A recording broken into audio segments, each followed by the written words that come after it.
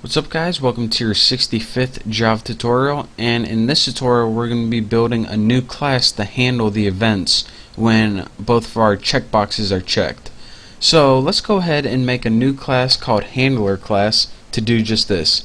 We'll go private class, name it handler class, there we go, get eventually, implements, I gotta type slow, amp implements item listener. There we go. Now what this does pretty much is a class that implements item listener, and what implements mean is we get to use all the methods from item listener, but we're making a promise to item listener. Item listener says, alright, here's what would happen.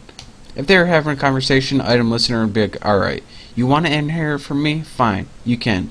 But promise, if you implement from me, you have to overwrite each one of my classes. So look at this. It says the type handler class must implement the inherited abstract method. So there's abstract methods in item listener that we need to overwrite pretty much. Lucky for us, there's only one method in item listener, not a very big class, and this method is called item state changed. So let's go ahead and overwrite this baby right now. So public void item state change, right, like that. Make sure you spell it right, if not you're gonna have some problems. And the parameter it takes here is the item event object. So what's going on pretty much is this: every time you click one of these checkboxes, since we attach them to item listener, something called an item event occurs, or pretty much an event occurs. Now what we can do with this event is add some functionality to it, and it can be handled by an item listener object which we created. So now whenever, since this item listener is listening to this bold box, whenever an item event occurs, it's gonna run whatever's in here. So let's go ahead and make some code to put in here. First of all, we're gonna want font, name it font, and set it equal to null, and this is pretty much just going to store the font that we're going to change. So what we want to do is say, alright, if you click the bold box, we want it bold. If you click the italic box, we want the font italics. If you click the bold box and the italic box, we want them bold and italics. If nothing's clicked, just have plain font. So let's go ahead and first write if bold box dot, and the thing you write is selected, just like that, and this is built-in method to show if it's checked or not. So if bold box is selected, and let me find it, and what did I name it, italic box dot is selected, then what do we want to do? Well, let's go ahead and change that font equal to new font, and we're going to be doing a lot of copy and pasting after this. We want to change it to new font. First of all, we want to make it serif, just like before. We want to take that font and make it bold, and actually we need that all in caps, I forgot. And we also want to take that font and make it italic, and then we want the size to be 14. So get out of my way, Haas. So what this means, if you press the bold box and the italic box, if both of them are checked, then we want to change the font to bold and italics. So what other options do we have here? Well, we have else if. We can also have an option that if only the bold box is selected. So let me tighten that up. So actually we can just go ahead and copy this. A little too easy. So else if only the bold box is selected, then what do we want to do? We want to take that font and set it equal to new font, and we can probably copy this. Font equals serif bold, copy. What did I copy? There we go, too easy. So if only the bold box selected, then font equals serif bold and in a size of 14. So now let's go ahead and make another else if for only if the italics is selected. So copy, we're getting real lazy here, but really efficient. How awesome is that? Italics, what's the name? Italic box, there we go. Is selected, Then we want to change the font to font italic. So now we only have one other option.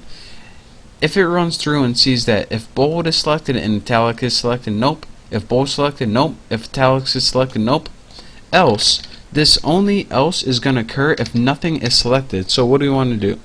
We want to do the font and set it equal to new font, and I guess I won't copy and paste it this time. First is serif, and the rest is font.plain, and of course we want a size 14 still. So now, well, looks like we're good to go. And the last thing we have to do, now that we actually change that font, we actually need to set the font. So in our text field, we need to set font equal to that font that we just changed. So this pretty much says, alright, depending on what you selected, I'm going to style the font a certain way, and then at the end, when it tests for all the styles, it says, alright, I'm pretty much just going to set it on the screen right now.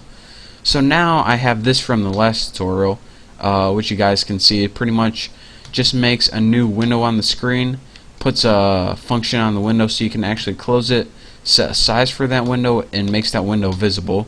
So now if we run this and click OK, we go ahead and we got this thing right here, and I probably should change that size, but this is good.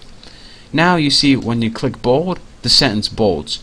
When you click italics, it italicizes too. If you unclick bold, it just is only italics and not bold, and if you uncheck them both, it's back to normal. Now let me give you guys a real quick walkthrough one more time of how this works. Take a deep breath. You guys ready? Good. We pretty much made three variables on the screen to hold the text field, the bold box, and the italic box. In our constructor, we set the title and the layout. Nothing new. We pretty much added the text field, bold box, and italic box to the screen. And then we created a handler class to handle these events. Now again, anytime you click one of these boxes, something called an item event occurs. Now this can be handled by something called an item listener object. So that's why we needed to link this object to this class. Then once we do that, we can handle the events using a method called item state changed. Now this automatically runs, well, just like I told you before. And what we did pretty much is we pretty much had a variable called font to stylize the font right here, here, here, and here. And then we pretty much, once we found our style, depending on what was checked, we set it to the screen. And then we just ran our program, made a window, good to go. So that's your real quick tutorial on, these are called state boxes because they maintain a state. Like when you click them right here, I'll show you why. When you click them, they stay like that, so that's called maintaining a state. So that's it for this tutorial. Thank you guys for watching. In the next tutorial we'll be going over more GUIs, and we will be eventually making this box pretty effing sweet. For right now it doesn't do a whole lot, but you know, it will. Oh, and another thing, that if you follow my channel, you know that I give away prizes sometime. I am waiting for prizes to come in the mail now, and it will be the best giveaway I had so far. So just a little tip for you guys who actually stuck through this tutorial and watched it all. Nice little surprise. Don't tell anyone else. So trust me, when I get my prizes, it should be like next week or something. They're going to be the best giveaways ever. So, you know, something to look forward to. But for now, thank you guys for watching. Don't forget to subscribe, and I will see you next tutorial.